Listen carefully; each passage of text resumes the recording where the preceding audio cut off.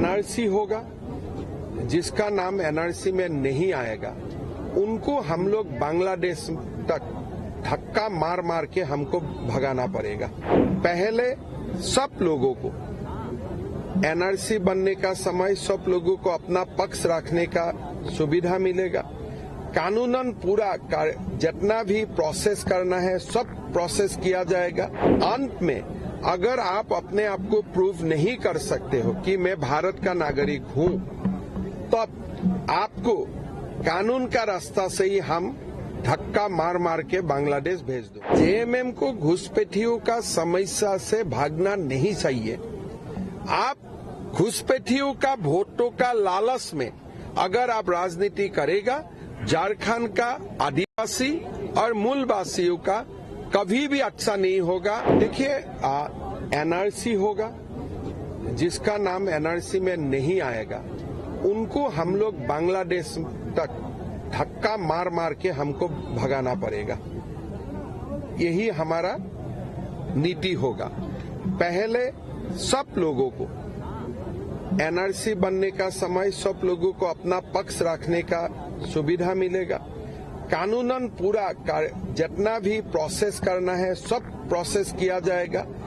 अंत में अगर आप अपने आप को प्रूव नहीं कर सकते हो कि मैं भारत का नागरिक हूं, तो आपको कानून का रास्ता से ही हम धक्का मार मार के बांग्लादेश भेज दो। असम में कितना सफल रहा पहला? असम में देखिए, असम में हमारा एक प्रोसेस कंप्लीट हो चुका है कि हमको और एक बार करने दीजिए। सीमांत में हमको और 20% सैंपल चेक करने दीजिए। पहला चरण में ही हमने 14 लाख लोगों को आइडेंटिफाई किया जो प्रथम दृष्टि में भारतीय नागरिक नहीं है। अगर सुप्रीम कोर्ट से हमें दूसरा रिवीजन का अनुमति मिल जाते हैं तब वो संख्या और बढ़ेगा। अभी तक जो संख्या हुआ है पहला चरण का एनआरसी से, ये लगभग 14 लाख और 15 लाख का बीच में है। एक बड़ा इंपॉर्टेंट सवाल है सर इसमें, जैसे आप डेमोग्राफिक चेंज की बात कर रहे हैं, यानी बांग्लादेश रोहिंग्या के लोग यहाँ पर हैं, आदिवासी संख्या घट रही है, तो जो बांग्लादेशी हैं जो वोटर लिस्ट में है उनको कैसे रोकेंगे? देखिए, वोटर लिस्ट में कब से है? आप वोटर लिस्ट में 2026 में है, 2021 में है, उसका पहले आपका नाम कहाँ था? अगर आप भारत का नागरिक है, आपका उम्र 40 साल है, 2026 में आपका नाम झारखंड में है, 2021 में आपका नाम झारखंड में है, इसका पहले नाम कहाँ थे? वही पूरा खेल है। हम लोग 2001 से वोटर लिस्ट का जांच करूंगा। भाई, ये बंदा का यहाँ नाम नहीं था, से में नाम है, से में नहीं था, 14 में है, 14 में नहीं था, 21 में है। पहले आप कहाँ था?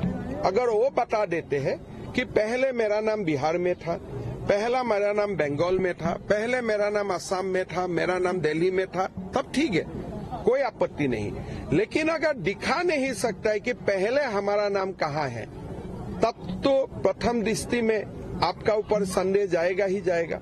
फिर आपको ट्राइब्यूनल का सामने प्रूव करना है कि भाई आप झारखंड आने का पहले आप कहाँ थे।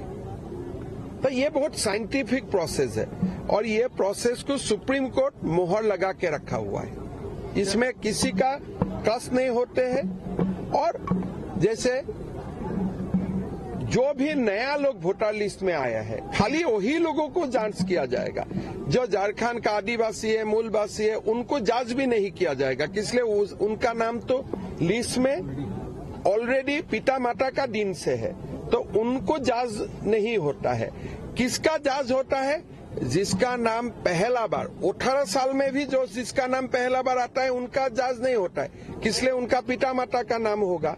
लेकिन जो परिवार का नाम पहला बार आया है, जैसे आप पाकोर में जाए, बहुत सारा परिवार का नाम पहला बार वोटर लिस्ट में आते हैं। जो व्यक्ति का नाम पहला बार वोटर लिस्ट में आते हैं और उनका उम्र 18 नहीं है, उनका उम्र 30 साल है, 35 साल है, 40 साल है, उनको पूछा जाता है कि आप कृपा करके बताइए कि आप पहले कहाँ थे।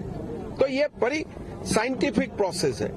और आप इतना मुझको बताइए, मैंने वो दिन पाकोर में गया था, पहले वहां में हिंदू विधायक होते थे, अभी हिंदू लोग कॉन्टेस्ट भी करने के लिए डरता है।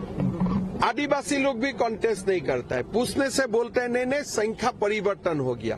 भाई कैसे परिवर्तन हो गया, ये तो कोई तो बताना पड़ेगा ना। तो ये हाईकोर्ट जेएमएम सरकार को पूछ रहा है, जेएमएम सरकार उत्तर नहीं दे रहा है। इसका कारण सबसे ज्यादा सटीक किसका हो रहा है? आज पूरा झारखंड में 2021 का अगर समीक्षा निकालेगा जनगणना, आदिवासी का संख्या और कम होगा।